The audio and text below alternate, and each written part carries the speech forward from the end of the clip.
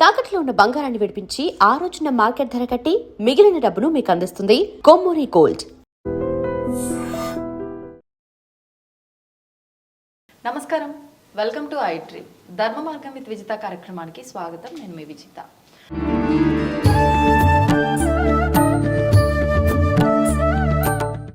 అందరికీ ముందుగా సంక్రాంతి శుభాకాంక్షలు. ప్రస్తుతం మనతో పాటు ఉన్నారు ప్రముఖ ఆధ్యాత్మికవేత్త జ్యోతిష పండితులు సుభాష్ శర్మ గారు. ఇప్పుడు గురుగారితో మాట్లాడి సంక్రాంతి విశిష్టత గురించి అడిగి తెలుసుకుందాం. నమస్కారం గురుగారు. శ్రీమాత్రే నమండి. సంక్రాంతి శుభాకాంక్షలు గురుగారు. మీకు, మీ కుటుంబ సభ్యులకి, అలాగే వీక్షిస్తున్న ప్రేక్షకులందరికీ సంక్రాంతి, భోగి, కనుమ 3 పండుగల శుభాకాంక్షలు. ధన్యవాదాలండి. నా తరపున, మా ప్రేక్షకులందరి తరపున కూడా థ్యాంక్ యూ అండి. గురుగారు, మనకి ఎన్నో పండుగలు ఉన్నాయి. విశేషంగా కొన్ని పండుగలు చాలా ప్రత్యేకమైనవి. ఈ సంక్రాంతి పండుగని పెద్ద పండుగ అంటారు. అంటే ఇది పెద్దలకు కొన్ని కార్యక్రమాలు ఆచరిస్తారు కాబట్టి పెద్ద పండుగ, 3 రోజులు జరుపుకుంటున్నాం కాబట్టి పెద్ద పండుగ. సంక్రాంతికి ముందంతా కూడా మూడం అని చెప్పి కొన్ని రోజులు ఎటువంటి శుభకార్యాలు చెయ్యము. కాబట్టి ఈ పండుగని కూడా కొంతమంది ప్రాంతీయంగా కీడు పండగ, సంక్రాంతి కీడుతో వస్తుంది కాబట్టి ఎటువంటి అంటే శుభకార్యాలు తలపెట్టొద్దు, ఇలాంటివి కూడా ఎక్కువగా నమ్ముతూ ఉంటారు. మరి ఈ 3 రోజుల పండగకి ఉన్న విశిష్టత ఏంటి? అలాంటి కీడు ఏమైనా వస్తుందా సంక్రాంతితో పాటు? ఇలాంటి విషయాలన్నీ కూడా వివరంగా తెలియజేయండి. తప్పకుండా అండి. ముందుగా వీక్షిస్తున్నటువంటి ప్రేక్షకులందరికీ శ్రీమాత్రే నమః, శ్రీ గురుభ్యో నమః. యాదేవి సర్వభూతేషు మాతృరూపేణ సంస్థిత నమస్తస్సై నమస్తస్సై నమస్తస్సై నమో నమః. ఇక్కడ పండగ అన్నదానికి ఆనందంగా జరుపుకోవడానికి పెద్దలు, పూర్వీకులు మనకు అందించినటువంటి ఒక విశిష్టమైనటువంటి పండగ సంక్రాంతి పండగ. కొన్ని పండగలు దేవతలతో ముడిపడి ఉంటూ ఉంటాయి, కొన్ని ఆచారానికి ముడిపడి ఉంటాయి, కొన్ని సాంప్రదాయానికి ముడిపడి ఉంటూ ఉంటాయి. ఇది ఆచారానికి, సాంప్రదాయానికి ముడిపడి ఉన్నటువంటి పండగే సంక్రాంతి పండగ. ఇది తెలుగునాట చాలా విశేషంగా జరుపుకునేటటువంటిది. తెలంగాణలోనే కాదు, ఇటు ఏపీ వైపు కానీ ఆంధ్రప్రదేశ్లో కానీ చాలా విపరీతంగా చేసుకునేటటువంటి పండగ, పెద్ద పండగ. కాబట్టి ఈ పండగ వెనక ఉన్నటువంటి ఆంతర్యం ఏమిటి, దీనికి కీడు అనేటటువంటి పేరు ఎందుకు వచ్చింది అనేటటువంటి విషయంలోకి వెళితే, సంక్రాంతి కీడు అనేటటువంటిది కాదు. సంక్రాంతి వచ్చేటటువంటిది పౌష్యమాసంలో, అంటే పుష్యమాసంలో వస్తుంది. పుష్యమాసంలో పూస కూడా కుచ్చకూడదు, శుభముహూర్తాలకు ఈ యొక్క మాసం పనికిరాదు అని చెప్పేసి ఈ మాసాన్ని త్యజించడం జరిగింది. అంటే ఈ మాసంలో శుభకార్యాలు చేయడానికి అనువైనటువంటి మాసం కాదు. అందులోనూ ఇది పంటలు ఇంటికి వచ్చేటటువంటి మాసం. ఇది రైతుల పండగ అని చెప్పు. సంక్రాంతి పండగ అంటేనే రైతుల పండగ. ఇది రైతులు ఆనందంగా జరుపుకునేటటువంటిది. అలాగే ఈ యొక్క జనవరి మాసంలోనే సూర్యుడు మకర రాశిలోకి అడుగు పెడతాడు కాబట్టి దీన్ని మకర సంక్రాంతి అని పిలుస్తూ ఉంటారు. అలాగే భోగి, తర్వాత సంక్రాంతి, తర్వాత కనుమ, తర్వాత ముక్కనుమ, ఇలా 4 రోజుల పాటు చాలామంది విశేషంగా చేసుకుంటూ ఉంటారు. అయితే ఈ కీడు అనేటటువంటిది ఏదైతే ఉంటుందో, భోగి రోజున మనం ఏం చేస్తాము అంటే భోగి మంటలు వేస్తూ ఉంటాము. ఎందుకు భోగి మంటలు వేస్తాము అంటే పాతదంతా కూడా మర్చిపోయి కొత్త జీవితాన్ని ప్రారంభం చేయడానికి. భోగి అంటేనే కొత్తదనాన్ని ప్రారంభం చేయడానికి, పాతదనాన్ని అంతటికి కూడా మర్చిపోవడానికి. పాతదనము అంటే అర్థం ఏంటి? మనం పడుతున్నటువంటి దుఃఖము, బాధ, కష్టము, ఆర్థికపరమైన ఇబ్బందులు, కుటుంబపరమైన ఇలాంటివన్నీ కూడా పాతదనంలో, అంటే పాత సంవత్సరంలో జరిగినటువంటివన్నీ కూడా మర్చిపోయి భోగి మంటలలో వాటన్నిటినీ కూడా దగ్ధం చేసి, అలాగే మనం భోగి రోజున ఏం చేస్తాము, ఇల్లంతా శుభ్రం చేసుకుంటూ ఉంటాము. ఇంటిలో ఉన్నటువంటి పాత వస్తువులన్నీ కూడా తీసేసి పక్కన పెట్టేస్తుంటాం. తెల్లవారితే భోగి మంటల్లో వేస్తూ ఉంటాం. అంటే పాతదనాన్నంతటినీ కూడా మర్చిపోయి కొత్తదనంలోకి అడుగు పెట్టేటటువంటిది భోగి పండగ యొక్క అర్థము. మీరు అన్నట్టు పాతది తీసేసి కొత్తది తీసుకురావడం వరకు బాగుంది, కానీ ఈ పాత వస్తువులు భోగి మంటల్లో వేయమని కొంతమంది చెప్తున్నారు. అవును, అలా వేయద్దు, మనం ఆవు పిడకలతోటే భోగి మంటలు వేయాలని మరికొంతమంది చెప్తున్నారు. అసలు రెండిట్లో ఏ విధానం కరెక్ట్? ఇక్కడ పాత వస్తువులు అని అంటే అర్థం ఏమిటి అని అంటే గనక, మనం కొన్ని పాతవైనా కూడా చీపిరు, చాట, కొన్ని దూలాలకు ఉన్నటువంటి పాత కర్రలు మనం బయట పడేయలేము. అది వంశపారంపర్యంగా వస్తుంది. అవి లక్ష్మీప్రదంగా చాలామంది భావిస్తారు ఏపీలో. అలాంటివి ఏం చేస్తాం, పడేయలేము, ఇంట్లో పెట్టుకోలేము. అందుకే మనం ఏం చేస్తాం, చాలామంది సంవత్సర కాలం అంతా కూడా అలా పాతవైనవన్నీ కూడా భోగి వచ్చేసరికి చూసి భోగి మంటల్లో వేస్తారు. ఏదైనా పనికిరానటువంటి వస్తువు అయితే ఈ యొక్క మంటల్లో వేస్తాము. లేదు అంటే జల సమాధి చేస్తూ ఉంటాము. ఏదైతే మనిషి కూడా మరణించిన తర్వాత ఎందుకు కాల్చివేస్తారంటే ఈ శరీరం పనికిరాదు ఇక, మళ్ళీ కొత్త శరీరాన్ని ధరించవలసిందే. అలాగే భోగి మంటల్లో వేసే ప్రతి పాత వస్తువు కూడా మళ్ళీ తిరిగి పనికిరాదు కాబట్టి దాన్ని ఏదైతే బూడిదగా మారుస్తామో అది గాలిలో నీటిలో కలిసిపోయేటటువంటి వాయువుగా మారిపోతుంది. అంటే పాతదనమంతా మర్చిపోతాము. అలాగే భోగి రోజున చేసేటటువంటి భోగి పండుగలో ప్రత్యేకంగా చిన్న పిల్లలకు కొత్త బట్టలు వేసి రేగి పళ్ళు పోస్తూ ఉంటాం. తలపై నుంచి ఒక మానుక తీసుకొని దాంట్లో రేగి పళ్ళు, చెరుకు గడలు, తర్వాత మామిడికాయ, ఇది మన జామకాయలు, ఇలాంటివి కొన్ని ప్రత్యేకమైన జామకాయలు కూడా పోస్తూ ఉంటారు. అలాగే చిల్లర నాణాలు ఇవన్నీ కూడా తీసుకొని తలపై నుంచి పోస్తూ, అంటే నీ యొక్క జీవితం కూడా వృద్ధిలోకి రావాలి, భోగ భాగ్యాలతో ఉండాలి అని చెప్పేసి ప్రత్యేకంగా ఆ రోజున చేస్తూ ఉంటారు. ఇక్కడ ఉపయోగిస్తున్న ఒక్కొక్క పదార్థం వెనుక ఒక్కొక్క రీజన్ ఏమైనా ఉందా ఆ రోజు? అంటే ఈ ప్రకృతిలో ఇప్పుడు ప్రకృతికి ఆచారానికి పండుగలకు చాలా దగ్గర సంబంధం ఉంది. ఈ ప్రకృతిలో ఇప్పుడు కాచేటటువంటి జామకాయలు వస్తాయి, రేగి పళ్ళు వస్తూ ఉంటాయి, చెరుకు గడలు వస్తూ ఉంటాయి, ఈ చలికాలంలోనే వస్తూ ఉంటాయి సీజనల్గా. కాబట్టి ఆ ఫలాలు అంటే ప్రకృతి పరంగా వచ్చేటటువంటి ఆ ఫలాలను పోయడం ద్వారా ఏమవుతుంది అంటే కనుక నువ్వు ఈ ఫలాలు ఏ రకంగానైతే వృద్ధిలోకి రావడం జరుగుతుందో ఆ రకమైనటువంటి జీవన వృద్ధి నీ జీవితంలోకి రావాలి.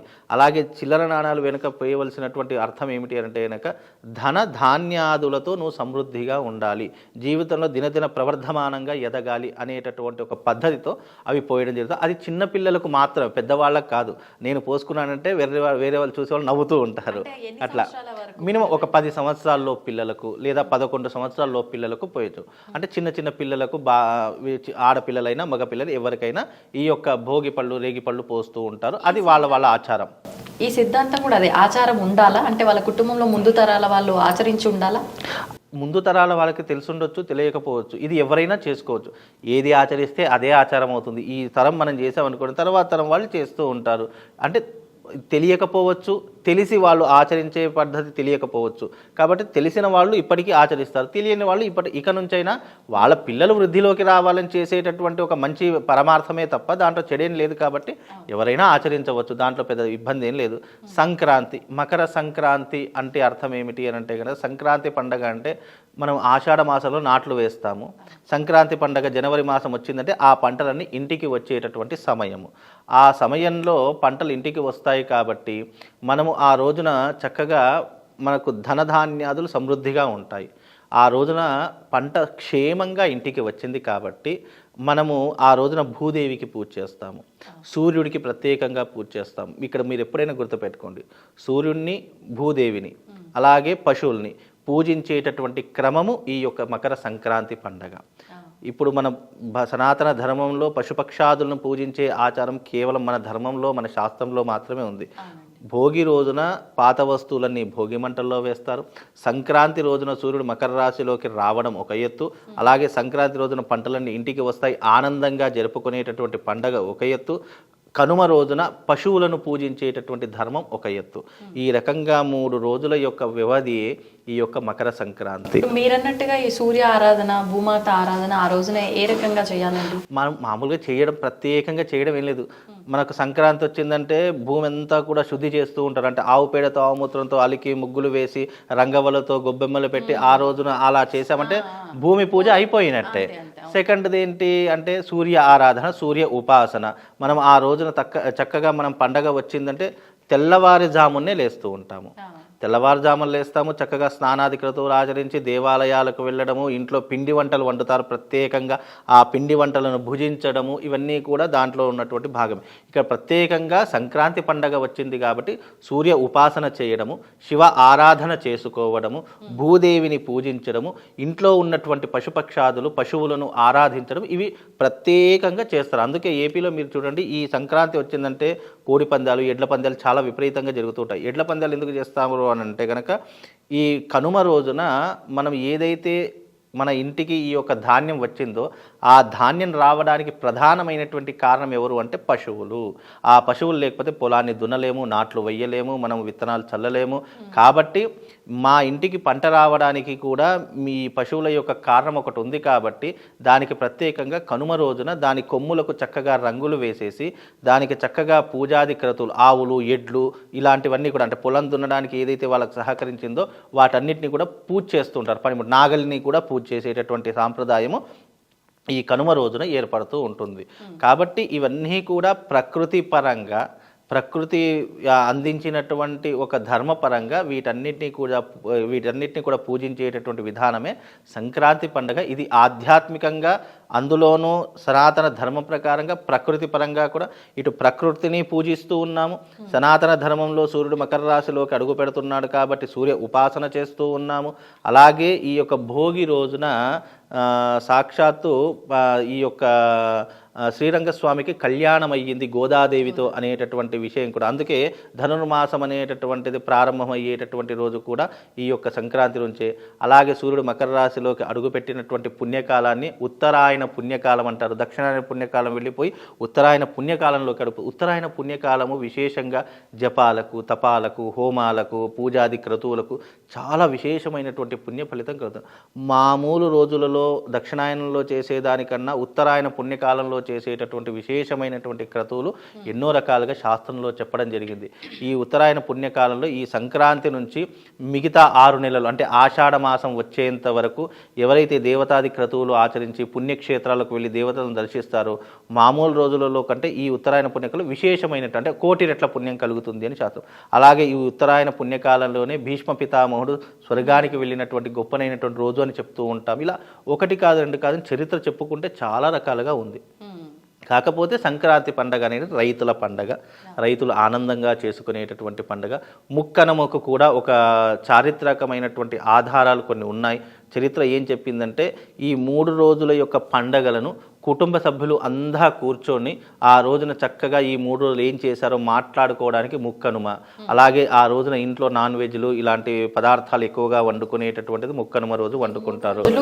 నాన్ వెజ్ తినేవాళ్ళు తింటూ ఉన్నారండి. అంటే మామూలుగా పండగ వచ్చింది అని అంటే గనక కొంతమంది తింటారు, కొంతమంది తినరు. ఈ తినేటటువంటి వ్యక్తులు వాళ్ళ యొక్క అది వ్యక్తిగత వ్యవహారం కాబట్టి తినేవాళ్ళు తింటారు. ఇప్పుడు ఏపీలో పండగ వచ్చిందంటే ఈ 3 రోజులు నాన్ వెజ్ లేకుండా, మద్యం మాంసం లేకుండా వాళ్ళకి జీవితం నడవదు. ఇప్పుడు ఈ 3 రోజులు తప్పకుండా తాగుతారు, తింటారు, తూలుతారు, మళ్ళీ ఇంటికి పోయి పడిపోతారు. అది వాళ్ళ వ్యక్తిగత విషయం. కాకపోతే పండగ అనేటటువంటిది ఆనందంగా జరుపుకోవాలి కాబట్టి మద్యం మాంసం 3 రోజులు దూరం పెడితే చాలా బాగుంటుంది అనేటటువంటి అంతరార్థం కూడా ఉంది. ఒక్క కనుమ లేదంటే ముక్కనుమ ఈ 2 రోజుల్లో ఏదో ఒక రోజు తింటే తప్పు లేదు. కానీ మనకు భోగి పండగ రోజు కానీ సంక్రాంతి పండగ రోజు కేవలం పిండి వంటలు మాత్రమే తినాలి.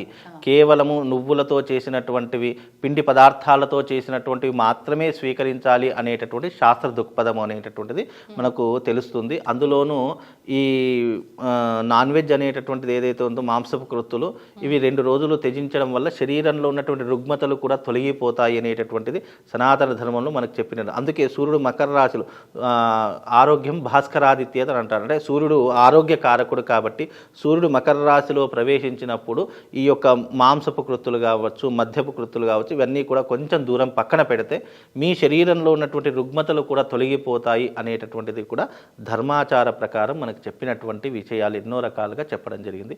సంక్రాంతి, భోగి, కనుమ ఇవన్నీ కూడా రైతుల యొక్క పండగలు, ఆనందంగా చేసుకునేటటువంటి పండగలు. దీనికి శాస్త్రం జోడించినటువంటిది ఏం లేదు. పంటలు ఇంటికి వస్తాయి కాబట్టి ఏపీలో చాలామంది రైతులు ఎక్కువగా ఉన్నారు కాబట్టి ఆ రైతులు ఆనందంగా చేసుకునేటటువంటి ఓ ఆహ్లాదకరమైనటువంటి వాతావరణంలో ఏర్పడేటటువంటి మకర సంక్రాంతి అనేటటువంటి. కనుమకు సంబంధించి ఇంకొక విశ్వాసం కూడా ఉందండి. అది విశ్వాసమా మరి మూఢ విశ్వాసమా మీరే తెలియజేయాలి. కనుమ రోజున ఎటువంటి ప్రయాణాలు చేయకూడదు అని కూడా నమ్ముతూ ఉంటారు. వాస్తవం అంటే ఇప్పుడు భోగి, సంక్రాంతి, కనుమ, ముక్కనుమ ఇవన్నీ అంటే కనుమ రోజు ఎందుకు ప్రయాణం చేయకూడదు అని అంటే తెల్లారితే ముక్కనుమ. వచ్చినటువంటి బంధువులు కావచ్చు, మిత్రులు కావచ్చు, శ్రేయభిలాషులు కావచ్చు, ముక్కనుమ రోజున అందరూ ఒక దగ్గర కూర్చుండి పిండి వంటలు అన్నీ తినుకుంటూ చక్కగా ఈ 3 రోజుల పాటు జరిగినటువంటి వింతలు విశేషాలు చేసినటువంటి ఈ యొక్క ప్రకృతి పరంగా కావచ్చు, వ్యక్తిగత పరంగా కావచ్చు, మీ ఆనందాన్ని పంచుకోవడానికి ఏర్పడినటువంటిది ముక్కనుమ. దానికి ఒక కథ కూడా ఉంది. మీరు సంక్రాంతి మనకు ఒక గ్రంథం దొరుకుతుంది, సనాతన సాంప్రదాయం యొక్క మూలములు అనేటటువంటి ఒక గ్రంథం దొరుకుతుంది. దాంట్లో సంక్రాంతి ముక్కనుమ యొక్క అర్థం ఏంటంటే ఈ 3 రోజులు జరిగినటువంటి సంఘటనలు, అనురాగాలు, ఆప్యాయతలు పంచుకోవడానికి ముక్కనుమ ఏర్పడింది. ఈ ముక్కనుమలో పూర్వకాలంలో రామయ్య అనేటటువంటి ఒక వ్యక్తి ఉండేవాడు. తన కుటుంబ సభ్యులందరినీ అంటే ఆ రోజు వ్యవసాయానికి వెళ్ళలేదు. వీళ్ళ పని ఏంటంటే వ్యవసాయానికి వెళ్ళడమే. ముక్కనుమ రోజున వ్యవసాయానికి వెళ్ళలేదు. ఎందుకు వెళ్ళలేదు అని అంటే కనుక తన కొడుకుని, తన భార్యను, తన ఇంటికి వచ్చినటువంటి బంధువులందరినీ కూర్చోపెట్టి చక్కగా ఆ రామయ్య జరిగినటువంటి ఈ 3 రోజులు జరిగినటువంటి పండగల గురించి, విశేషాల గురించి చెప్తున్నాడు. భోగి అంటే ఫలానా ఈ రకమైనటువంటి పాత వస్తువులన్నీ పడేసి కొత్త జీవితాన్ని ప్రారంభం చేయాలని తన కొడుకుకి చెప్తూ ఉన్నాడు. అలాగే సంక్రాంతి అంటే పంటలు ఇంటికి క్షేమంగా వచ్చాయి అంటే చాలా మట్టుకు పంటలు వేస్తారు, ప్రకృతి పరంగా కొన్ని నాశనం అయిపోతూ ఉంటాయి. అలా నాశనం కాకుండా ప్రకృతి మనల్ని కాపాడి పంటలు క్షేమంగా ఇంటికి వచ్చాయి కాబట్టి ఆ పొలానికి వెళితే ఈ రకమైనటువంటి వ్యవసాయం చేసి పంటలు ఇంటికి తీసుకురావడం వల్ల ఈ రోజున 5,000 నోట్లోకి వెళుతున్నాయి అనేటటువంటి విశేషాలు చెప్పడము. కనుమ రోజున చక్కగా ఆ రోజున విశేషంగా పశువుల్ని పూజించడము. అంటే మనం పొలం దున్నడానికి మనకు సహాయపడినటువంటి పశువుల్ని కూడా ఆ కాలంలో ఏంటంటే పశువులు కూడా ఇంట్లో పెంచేవాళ్ళు. ఎందుకు? దానిని కూడా కన్నబిడ్డల వలె పాలించుచు వాళ్ళ ఇంట్లో పెంచుకుంటూ దాన్ని కూడా ఒక బిడ్డలాగా భావన చేసుకునేటటువంటి సాంప్రదాయం అప్పటి కాలంలో ఉండేది. ఒకవైపు చూస్తే ఒక ఇల్లు, ఇంకోవైపు చూస్తే మొత్తం పశువుల సంత ఉండేటటువంటిది. ఒక 10-15 పశువులు ఇంట్లోనే కట్టేసేవాళ్ళు. అలాంటి ఆచారం కాబట్టి అవి కూడా దానిని కూడా పూజించేటటువంటి క్రమ పద్ధతిలో ఈ విషయాలన్నీ కూడా ఏం చేస్తారంటే ముక్కనుమ రోజున ఇంట్లో అందరూ ఈ నాన్ వెజ్ తినుకుంటూ మనం చేసినటువంటి పిండి పదార్థాలు తినుకుంటూ కుటుంబ సభ్యులకు తెలియజేసేటటువంటి కథయే ఈ యొక్క కథ అనేటటువంటిది ముక్కనుమ రోజు చెప్తూ ఉంటారనమాట. ఇప్పుడు సంక్రాంతి అంటే గాలిపటాలు ఒకటి, ఇది కూడా అంటే ఆచారం లేదు. ఇవన్నీ కూడా మనము చేసినటువంటి మనం సృష్టించుకున్నటువంటివే తప్ప ఇది రైతుల పండగ. ఇప్పుడు గాలిపటాలు ఎగిరేయడము, ఇంట్లో పిండి వంటలు తినడము. ఇప్పుడు పండగ అంటే ఎలా అయిపోయిందంటే సెలవులు దొరుకుతున్నాయంటే వైన్ షాపుల ముందు ఉండాలి, లేదు అంటే ఏదో రోడ్డు మీద పడిపోయి తాగి తూగాలి అనేటటువంటి సాంప్రదాయం ఏర్పడింది. నిజానికి పండగ వచ్చిందంటే కుటుంబ సభ్యుల మధ్య జరుపుకునేటటువంటి విధానంగా ఉండాలి అనేటటువంటి తెలియాలే తప్ప ఇక పండగ వచ్చింది అని అంటే సెలవులు దొరికాయంటే తాగడము, తినడము, తూగడము, పోలీస్ స్టేషన్లోకి వెళ్ళి పడడం, ఇవే జరుగుతున్నాయి. మొన్న న్యూ ఇయర్కు కూడా చూసాం కదండి ఎన్ని అకృత్యాలు జరిగాయంటే చివరికి ఆడవాళ్ళు కూడా తాగి రోడ్ల మీద పడిపోయేట దౌర్భాగ్య స్థితి ఏర్పడింది. ఎందుకు అంటే న్యూ ఇయర్ అంటే తాగడమా, తినడమా, లేదు అని అంటే ఇప్పుడు సంక్రాంతి పండుగ వచ్చింది, పండగలు సెలవులు వచ్చాయంటే కేవలం తాగడం తినడమే తప్ప ఇంకో వేరే వ్యవహారం లేదా? ఇప్పుడు అనుబంధాలు, ఆత్మీయతలు, లేదు అని అంటే కనుక విలువలు, ఇవన్నీ ఎలా తెలుస్తాయి? ఈ పండగలు వచ్చినప్పుడు ఒకళ్ళొకళ్ళు మాట్లాడుకోవడము, చక్కగా ఇప్పుడు మామూలు అందరు కలిసి తినడము, అందరికీ కలిసి ఈ యొక్క పండగ యొక్క వాతావరణం గురించి చెప్పడము, ఇవన్నీ కూడా ఎందుకు చెప్తాము అని అంటే ఇదిగో ఇలాంటి ధర్మకమైనటువంటి కార్యక్రమాలు చేయడము, వ్యవసాయం గురించి తెలుసుకోవడం, ఇవన్నీ కూడా వచ్చినటువంటి ఈ సాంప్రదాయాన్ని అంతా పక్కన పెట్టేసి ఇటు అంటే సాంప్రదాయం అంతా కూడా రాంగ్ రూట్లోకి వెళ్ళిపోతేటటువంటి పరిస్థితి ఏర్పడుతుంది. అలా చేయకూడదు అని చెప్పే ఉద్దేశమే తప్ప ఎవరి వ్యక్తిగత విషయం వాళ్ళది. కాకపోతే అలా చేయకూడదు. సనాతన సాంప్రదాయం సంక్రాంతి కంటూ ఒక ప్రత్యేకమైనటువంటి విధానాలు ఉన్నాయి, దాన్ని ఆచరించాలి. బ్రహ్మ ముహూర్తంలో లేవాలి, చక్కగా స్నానాది క్రతువులు ఆచరించాలి, చక్కగా పిండి వంటలతో అందరినీ కూడా వచ్చినటువంటి బంధుమిత్రులందరికీ కూడా చక్కగా వండి పెట్టడం అనేటువంటి ఆచారం వచ్చింది. అలాగే ఈ సంక్రాంతి, కనుమ, భోగి రోజున విశేషంగా దేవతా అర్చనలు చేసుకోవడం చాలా విశేషమైనటువంటిదండి. ఎందుకంటే ఈ సంవత్సరం అంతా హ్యాపీగా ఉండాలి, సంతోషంగా ఉండాలి అని అంటే కనుక తప్పకుండా ఆ రోజున పంటలు రావడానికి మనకు ఎప్పుడైనా గుర్తుపెట్టుకోండి, సూర్యుడు లేకపోతే పంట పండదు, భూమి లేకపోతే పంట పండదు, అలాగే పశు సంపద లేకుంటే పంట పండదు. ఈ మూడిటిని ఆధారంగా చేసుకునేటటువంటి పండగే సంక్రాంతి పండగ తప్ప అందులో గొప్ప విశేషం అంటూ లేదంటే ఏదో దేవతల పూజలు చేసుకోవాలి, లేదు అని అంటే కనుక ఇది చేయకపోతే ఏదో కీడు అని అన్నారు, ఆ కీడు ఏదో వస్తుంది అనేటటువంటి కీడు అన్నదానికి అర్థం ఏంటి అని అంటే కనుక ఈ పాతదనాన్ని అంతటినీ కూడా వదిలేసి కొత్త జీవితంలోకి అడుగు పెట్టడమే మన యొక్క కొత్తదనానికి వేరు. కీడు అనేది ఏంటి? మనకు గతంలో జరిగినటువంటి ఏదైతే ఇబ్బందికరమైనటువంటి విషయాలు ఉన్నాయో వాటన్నిటి ఆ కీడుని వదిలేయడమే దాని యొక్క ఉద్దేశం తప్ప ఒక కొడుకున్న వాళ్ళు గాజులు ఇవ్వాలి, నోములు నోచుకోవాలి, లేదు అంటే మీకేదో అరిష్టం వస్తుంది, సంక్రాంతి అంటేనే అరిష్టము అనేటటువంటి భయభ్రాంతుల్లో చాలామంది పడేశారు.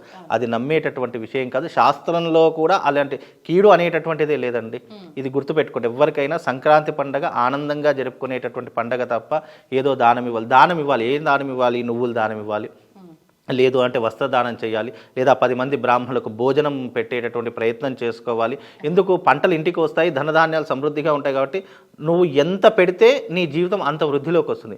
దానము ఎప్పటికైనా ధర్మాన్ని పెంచుతుంది, నీ యొక్క వృద్ధిని పెంచుతుంది. నువ్వు దానం చేసే కొద్దీ నీ జీవితంలో వృద్ధిలోకి వస్తావు. అందుకే దానం ఎందుకు చేయమంటారు అని అంటే, ఒక్కడికి దానం చేసినా నువ్వు 100 మందికి దానం చేసిన పుణ్య ఫలితం నీ ఖాతాలో జమ అవుతుంది. మన దగ్గర 10 రూపాయలు ఉన్నాయనుకోండి, మన అవసరాలకు ఉంచుకొని మిగతా ₹1 అయినా, ఇప్పుడు నువ్వు ఒక 10 రూపాయలు సంపాదించి ₹1 దానం చేస్తే తప్పేం లేదు. ఆ ₹1 నీకు మళ్ళీ 10 రూపాయలను తీసుకొని పెడుతుంది. అందుకే దానము అనేటటువంటిది ఎప్పుడు చేసినా దాని యొక్క పుణ్య ఫలితం నీ జీవితాన్ని వృద్ధిలోకే తెస్తుంది తప్ప నిన్ను నీకు చీకట్లో పడేయదు ఎప్పుడు కూడా. కాబట్టి ఇలాంటి విషయాలన్నీ గుర్తుపెట్టుకోవాలి. ఈ సంక్రాంతి, కనుమ, భోగి అందరూ ఆనందంగా జరుపుకుంటే ఎలాంటి కీడులు లేవు, ఎలాంటి అపశకునాలు లేవు, ఎలాంటి ఇబ్బందులు కూడా లేవు. ఎవరైనా చెప్పినా కూడా అవి నమ్మకండి. ఇంకో చిన్న విషయం అండి, మిగతా ఏ పండుగలైనా ఈసారి ఈ పండుగ ఏ రోజున వస్తుంది అని అంటే ఒక క్వశ్చన్ మార్క్ క్యాలెండర్ చూసేవారు. కానీ సంక్రాంతి విషయం వచ్చేసరికి అస్సలు ఆ ప్రశ్నే లేదు. ఖచ్చితంగా 13, 14, 15. ఎందుకని అలా డేట్లు మారకుండా? అంటే మనకు అధిక మాసాలని హెచ్చులు తగ్గులు ఎన్నో వస్తాయి. ఎన్ని వచ్చినా కూడా అయితే ఇక్కడ డేట్లు ఇప్పుడు ప్రతి సంవత్సరం మనకు సంక్రాంతి పాటు 14 15 వస్తుంది. కానీ ఈసారి 15వ తారీఖు వచ్చింది, 13వ తారీఖు భోగి వస్తుంది, 14వ తారీఖు సంక్రాంతి వస్తుంది, 15వ తారీఖు కనుమ వస్తుంది. కానీ ఈ రోజు ఒక్కరోజు వెనక ముందు జరిగింది. ఎందుకు అని అంటే గనక మనకు 14వ తారీఖు రోజున భోగి, 15వ తారీఖు రోజున సంక్రాంతి, 16వ తారీఖు రోజున కనుమ. అధిక మాసం రావడం చేత పండుగలన్నీ కూడా వెనకకు ముందుకు జరుగుతాయి. కానీ సంక్రాంతి పండుగ అనేటట్టు ఎప్పటికైనా ఈ 3 రోజుల్లోనే దాగి ఉంటుంది. ఎందుకంటే సూర్యుడు మకర రాశిలో ఎప్పుడైతే ప్రవేశిస్తాడో అదే మనకు సంక్రాంతి. దాన్నే సంక్రమణను బట్టే ఆధారంగా చేసుకుని మనకు సంక్రాంతి ఉంటుందే తప్ప మనకు ఏది ఏమైనా పండుగలు మారుతాయి లేదా అంటే డేట్లు మారుతాయి తప్ప మకర సంక్రాంతి అయితే 14, 15 ఈ 2 రోజుల్లోనే సూర్యుడు మకర రాశిలోకి ప్రవేశిస్తాడు. కాబట్టి అందుకే దీన్ని మకర రాశిలోకి ప్రవేశిస్తారు కదా, మకర సంక్రాంతి అని పిలుస్తారు. అంతే తప్ప దీనికి పెద్ద విశేషం అంటే ఏం లేదండి. ధన్యవాదాలండి. Srimata. And for more videos, please subscribe to iDream. Please subscribe to iDream. Please subscribe iDream. And please subscribe to iDream. For more videos, subscribe to iDream. please like, share and subscribe to the channel. Congratulations, iDream. Subscribe to iDream. Subscribe to iDream. So subscribe to iDream Media. iDream ki iDream team andarki huge congratulations. Please subscribe iDream Media. Please subscribe to iDream. Subscribe iDream. Please subscribe to iDream. iDream అంటే నా కళల channel subscribe చేసుకున్న నోరు తిరుగుతలేదు, మీరైతే గంట గుర్తు కొట్టండి. For more such videos, please subscribe to iDream. Subscribe to iDream. Please subscribe to iDream. Please subscribe iDream Media. Please do subscribe to iDream. Please subscribe to iDream Media. For best entertainment and information, please subscribe iDream. And don't forget to subscribe to iDream.